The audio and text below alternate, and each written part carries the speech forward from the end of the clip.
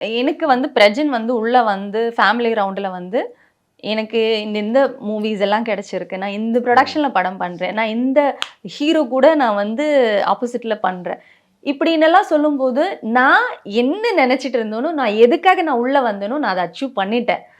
இதுக்கு மேலே இவங்க என்னை வெளியில் திறந்து விட்டால் நான் வெளில போவேன், இதுக்கு மேலே எனக்கு எதுவுமே இல்லை அப்படின்ற மாதிரி நான் ஃபிக்ஸ் ஆகிட்டேன்.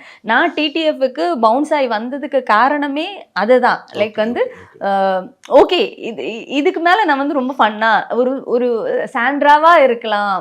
ஏன்னா என்னோட மனசுல இருந்த எல்லா கொஸ்டின்ஸுக்கும் அவர் ஆன்சர் கொடுத்துட்டு போயிட்டாரு.